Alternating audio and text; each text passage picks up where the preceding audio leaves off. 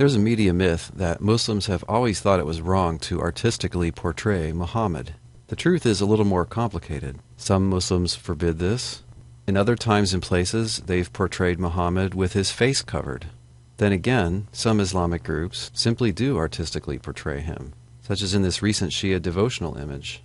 In this segment, the early life and ministry of Muhammad ibn Abdullah of the Quraysh tribe. Muhammad is not considered divine and is not worshipped by Muslims, but he is very loved by Muslims. They will sooner tolerate atheism than defamation of the Prophet. In a sense, the Quran is by him. We'll discuss that momentarily. But the Quran says very little about him. For that reason, after his death, scholars began to collect stories about the things that Muhammad did and said. They had to be collected carefully and sorted through, and their chains of transmission from person to person examined, because a lot of them weren't genuine. The Hadith collections are various scholars' attempts to sort through and find the genuine ones. There are many volumes of Hadith, and they vary greatly in how reliable they are. But my point right now is that they did this because they wanted to imitate everything about his way of life. There are some legends about his birth, that it was attended by a host of angels. One source says that as soon as the infant was born, he fell to the ground, took a handful of dust, and gazed towards heaven and proclaimed that God is great. That source also says that the baby was born clean, circumcised, and with his navel cord already cut. There are various cosmic signs reported, flashes of light and flooding. This, according to Islamic teaching, was the birth of the seal of the prophets, the last prophet that humankind will need. Muhammad's parents died when he was young. He was orphaned by the age of 6. For 2 years, he was raised by a grandfather who happened to be the custodian of the holy temple or the shrine in Mecca known as the Kaaba. At the time, it was a polytheistic shrine containing over 300 idols, and it was a center of yearly pilgrimage. After that time, his grandfather died, and he was raised by an uncle. At age 25, he joins the service of a wealthy 40-year-old widow named Khadija. She's a caravan merchant. And before too long, they got married. It's said that she proposed. One can wonder if she was really 40 when they got married.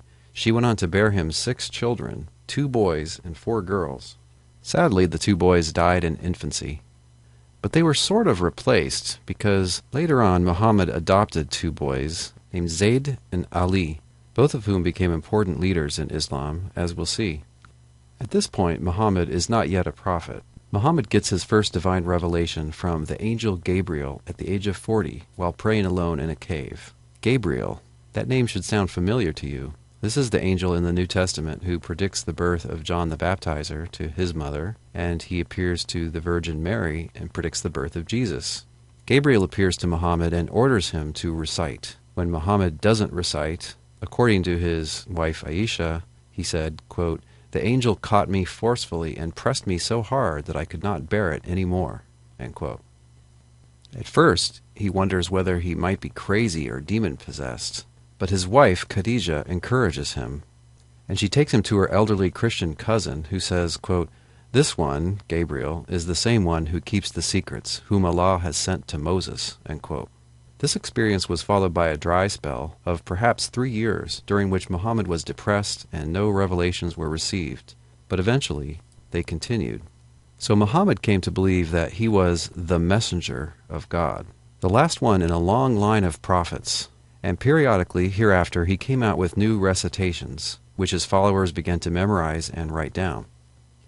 So in a sense, Muhammad is the sole author of the Quran, but no historian says that he wrote the Quran or anything else.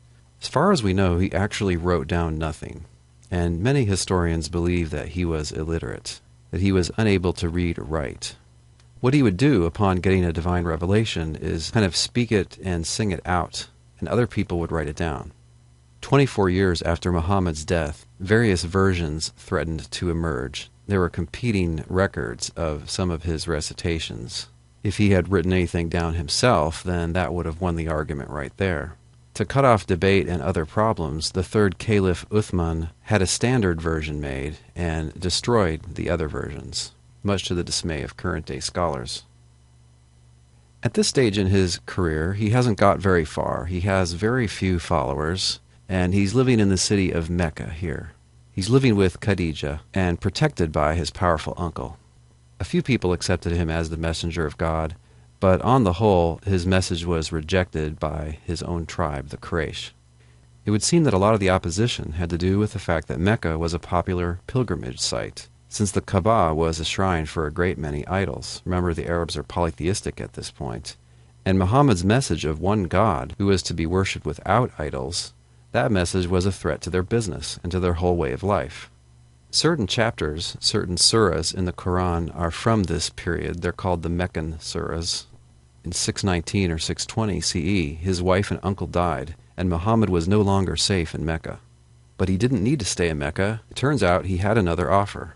A few people visiting Mecca from the city of Yathrib had converted to his message, and they asked him to come to their town, which was later renamed Medina, to mediate some tribal feuds that were disturbing the town. Muhammad accepts their offer.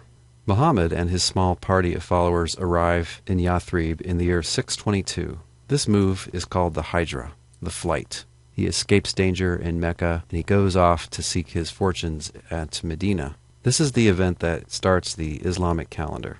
The first day of this calendar corresponds to July 16th, 622 in our calendar. That's what they call 1 AH, Anno Hagairai. This was a game changer. His fortunes were about to vastly improve. In our next segment, Muhammad's career at Medina.